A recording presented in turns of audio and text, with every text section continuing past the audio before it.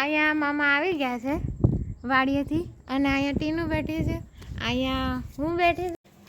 હાય, જો અહીંયા બને છે ઇડલી સંભાર,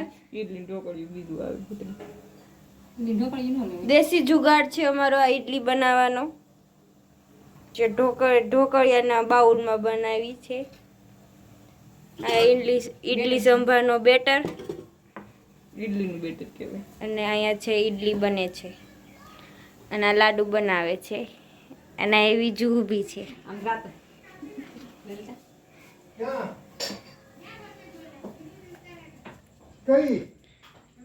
અને દર્શિતા ને બોલવા દર્શિતા બેઠી છે.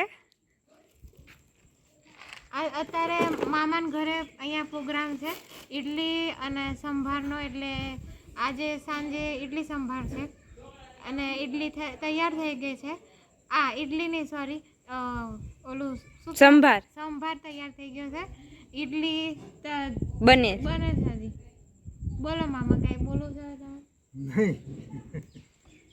તો અહીંયા બધું તૈયાર થઈ ગયું છે. દાળ છે, અહીંયા ઇડલી થઈ ગઈ છે. જો ટીનો અહીંયા ખાવા બેગી છે, હાલો ખાવા. અને તળેલા મરચાં બી આવી ગયા, દીદી દીધા. અને જો મામા બી ખાવા બેસી ગયા છે. આપણે ગાંઠિયા અને આ ઇડલીને એવું નથી ખાવું, દાળ, તો એ ગાંઠિયા ખાય છે.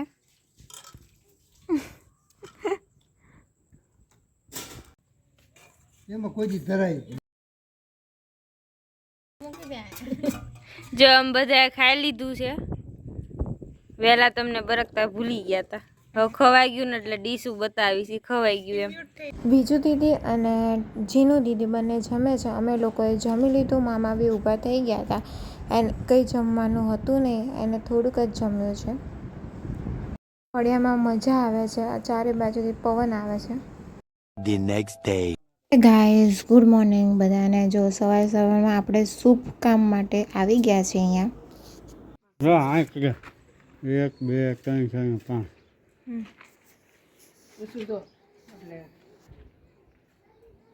ઊંચું જોયે તો આમ વહી જાય છે. તાર મમ્મીને મોકલી દે. બસ હાથ પાછા આવે. ઓમ કે 5 क्या करवाना અહીંયા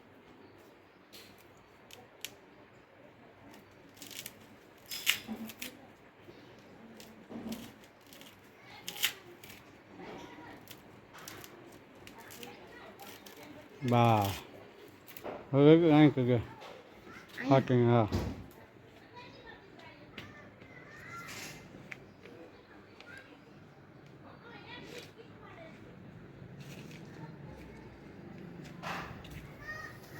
આપણે બધે ચાંદલા કરી દીધા છે ખાતી, અને ઉપરથી આપણે જે બિયારણ હોય એ ઉપરથી નાખવાનું, એટલે નીચે ધીમે ધીમે બિયારણ પડે. અને આગળ બી આપણે ચાંદલા કરી દીધા, નવું ટ્રેક્ટર કરી નાખ્યું છે આપણે.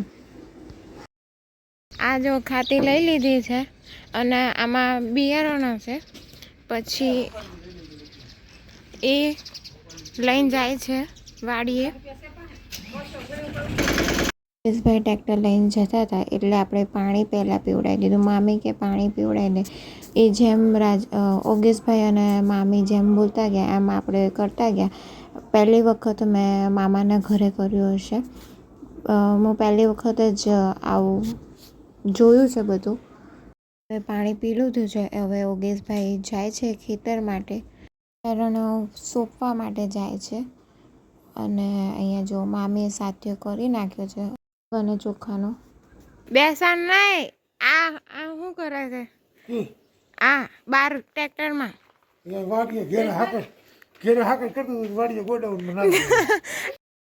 જો ભાઈ બહુ મજાક કરે છે.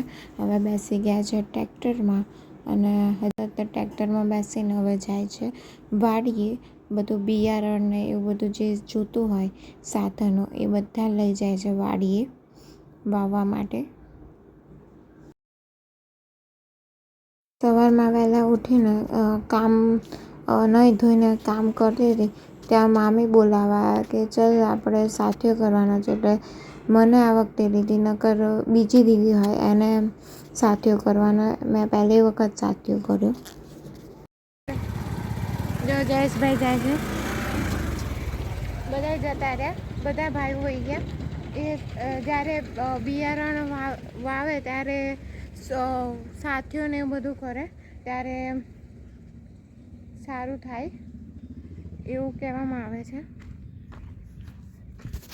અને અત્યારે સ્કૂલમાં જવાનું છે તૈયાર થઈ.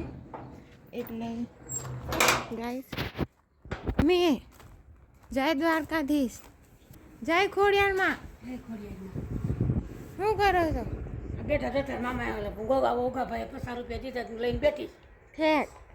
અને દીદી હજી કામ કરે છે, પોતા મારે છે. અને ભાભી હજી રીતુને નવડાવે છે. પછી સ્કૂલે જવાનું છે. આજે એનો પહેલો દિવસ છે એટલે હું બી જઈશ જોડે. મામી કપડાં બદલાય જવું હોય તો હું જાઉં ને હા જા પછી પાછી આવતી રહેજે. અમારા ગામનું મંદિર છે સ્વામિનારાયણનું. અને મામા મામીને ઘરની બાજુમાં જ છે, સામે જ. એટલે અમે જો પહેલો દિવસ હતો અને આવ્યા.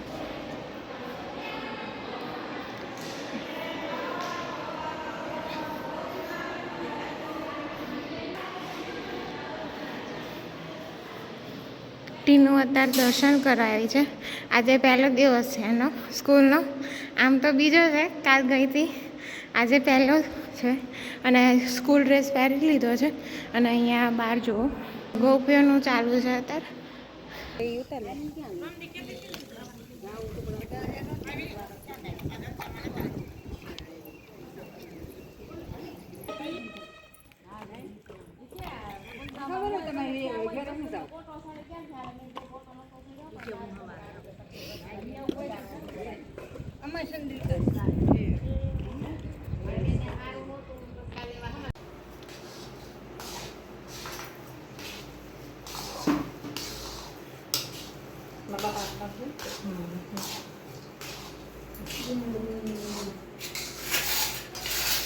અત્યારે બનાવી દીધું બપોરનું ખાવાનું.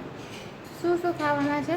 આજે વાવણીનું ઓલું જે વાવેતર છે એ વાવવાનું હતું એટલે એના માટે લાડવા બનાવ્યા છે, શાક બનાવ્યું છે, રોટલી, પછી લાડવા એવું બધું બનાવ્યું છે. શાક મગનું શાક બનાવ્યું છે. અને મામા માટે કઢી બનાવી છે, રોટલી બનાવી છે અને લાડવા બનાવ્યા છે. કયા લાડવા બનાવ્યા મામી? મામી ક્યાં લાડવા બનાવ્યા છે? ચૂરમાના લાડુ બનાવ્યા છે. એટલી વસ્તુ બનાવી છે. વાવણી ઓલું વાવવા ગયા હોય એટલે ક્યાં સવારે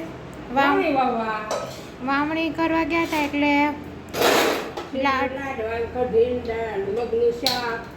એ કર્યું હતું. એટલું ગાઈસ કર્યું છે. અને હવે જઈએ છીએ આપણે બાજુમાં.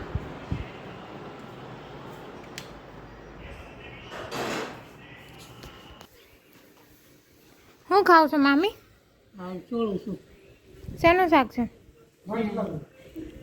ચણાની દાળ બનાવી. ઠેક.